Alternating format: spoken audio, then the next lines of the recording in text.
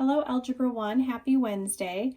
Today's video lesson is going to be on section 8.3, day 2. You can find these notes on page 16, so I'd like you to have your workbook open and taking notes following along with me in the video. First, what I'd like you to do is pause my video and try the warm-up problems. These two warm-up problems were from yesterday's notes, and so see if you can try these on your own. And I'll reveal the answers. So go ahead and pause the video. All right, here are the answers to the warm-up problems.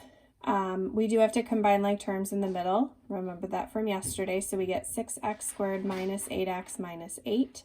And number 2, again, combining like terms, negative 20x squared minus 48x minus 16. Now, if you didn't get those right and you're struggling with distributing multiple pieces in one problem like this, please reach out to either myself or Mrs. Sartain and we'd be happy to work with you on it, okay? All right, let's go ahead and get into day 2 notes. This is actually very similar to what we did yesterday, except it's just more of it.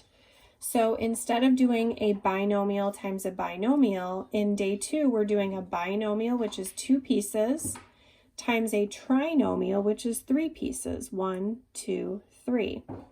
Okay, so I'm going to show you how to multiply using the distributive property, but then we'll also use the box or the area method. Okay, so let me rewrite the problem under here where the distributive property is going to be shown.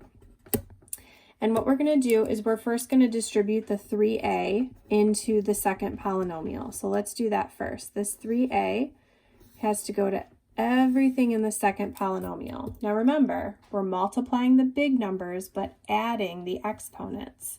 And there's technically an invisible 1 right there, so that might help. Okay, so when we do 3a times 1a squared, we're going to do 3 times 1, which gets us 3. And then a times a squared, which gets us a to the 3rd power. Remember to add the exponents.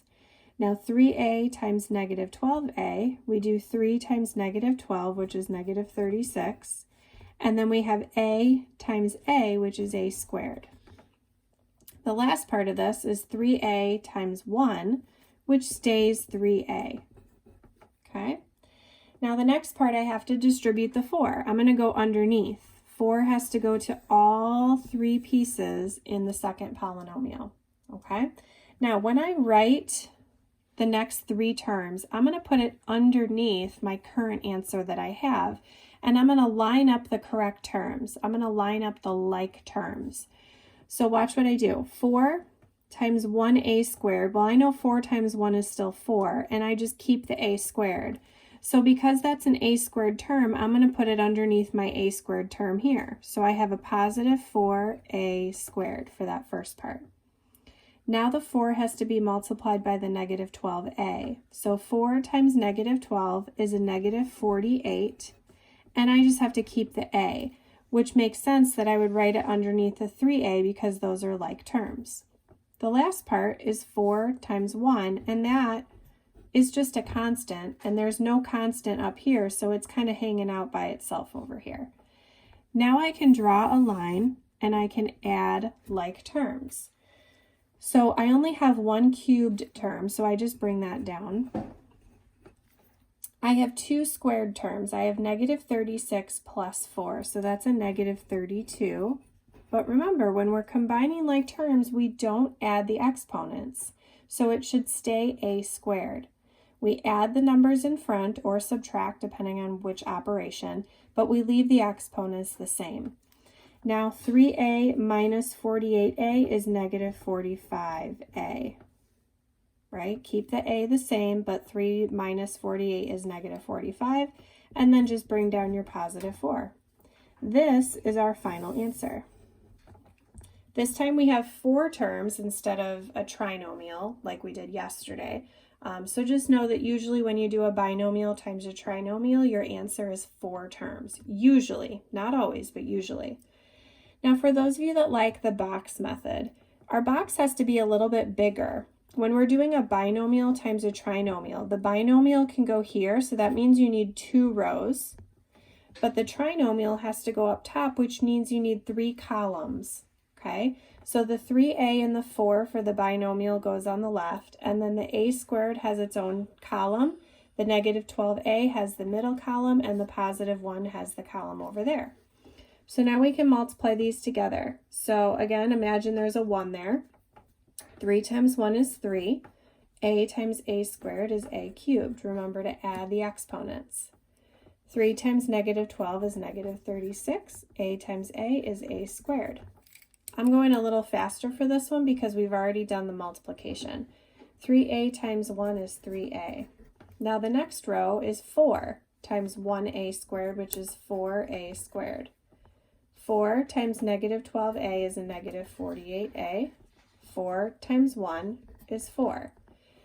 Now, what's nice about the box method is usually it's the diagonals that can be combined together. Those can be combined, and those can also be combined because those are both squared terms and these are regular a terms. Now you want to write your final answer in standard form. So the 3a squared has to be written first. Then we can combine these two pieces. So we just add the coefficients. 4 plus a negative 36 is a negative 32, but remember to keep the a squareds the same. Don't add the exponents there. Now we add these together and we get negative 45a. Remember, the a stays the same. You're just adding the negative 45 and the 3. And then the 4 is all by itself, so that comes down at the very end. And we're in standard form going from, oops, I just realized. Sorry guys, I just realized I didn't write a 3 there. So we're in standard form going from highest exponent down to the lowest exponent. Okay. All right, let's look at example 6. Now example 6 is the hardest that you'll ever see because it's 1, 2, 3, that's a trinomial, times another 1, 2, 3, which is another trinomial. So this one, ideally I use a big box. It's going to be a 3 by 3 grid because we have a trinomial this time. So 3 columns, 3 rows. It doesn't matter what goes on the left and what goes on the top, whatever you're comfortable with. I'll put the 2b squared, the 7b, and the 9 on the left, and then I'll put the b squared, the 3b, and the minus 1 up at the top. Okay? I do not recommend the distributive property for this one. You certainly can, but it's really hard to organize your work when you've got a trinomial times a trinomial. This was hard enough organizing the work properly with a binomial times a trinomial. So whenever you see a trinomial times a trinomial, I highly recommend that you use a box. If you want, you can put a 1 in front of the b squared. So now let's go ahead and start multiplying. I'm going to do the first row first. 2 times 1 is 2. B squared times b squared is b to the 4th. 2 times 3 is 6. B squared times b is b to the 3rd. Remember, I'm adding the exponents. 2 times negative 1 is a negative 2, and then I just bring my b squared over. Now let's do the next row. If I'm going too fast for you, go ahead and pause the video. 7 times 1 is 7. B times b squared is b to the 3rd. My lead keeps breaking on me. Guess I'm writing too hard today. The middle is 7 times 3, which is 21, and then b times b, which is b squared. Now we have 7 times negative 1, which is negative 7, and then just bring the b over. The final row is 9 times 1, which is 9, and just bring the b squared down. 9 times 3b is 27b, and 9 times negative 1 is a negative 9. Now again, it's the diagonals that we can combine. It usually is, but not always, you guys, so be careful.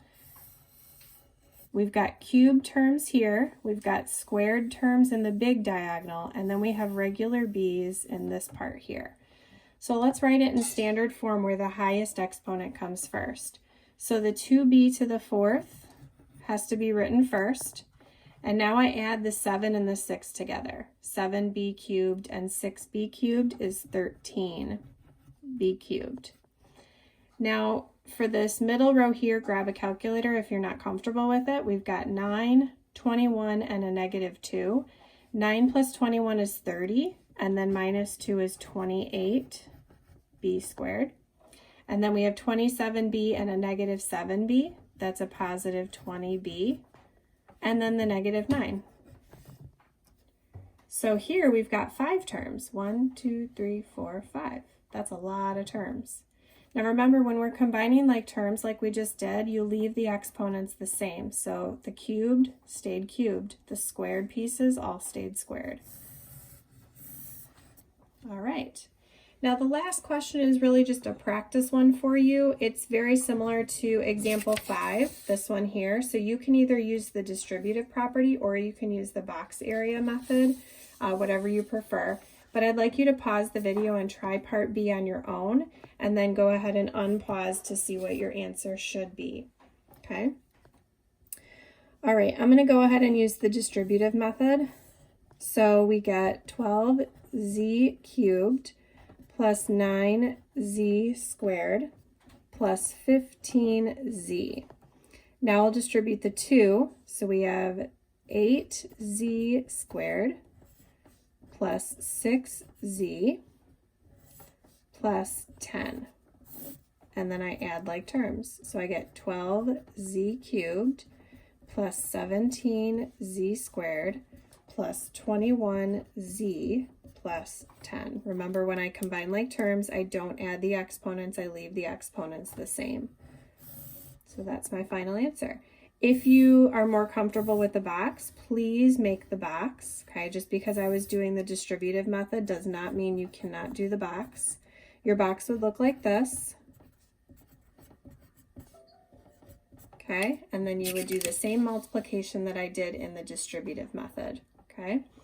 Now, I know I did that really quickly. That's because I'm trying to make sure the video stays fairly short. Do not feel like you need to do these problems as quickly as I did, okay? Take your time. Let us know if you have questions. If you need to meet with us individually, we'd be happy to do so, okay? We hope you guys have a great rest of the day. There's no homework today. Just make sure you filled out your notes. And I'm going to ask that you take a picture of your notes and submit it just to show us that you actually did the notes for today. So that'll be your assignment for today. Have a great day, and we'll see you tomorrow. Bye.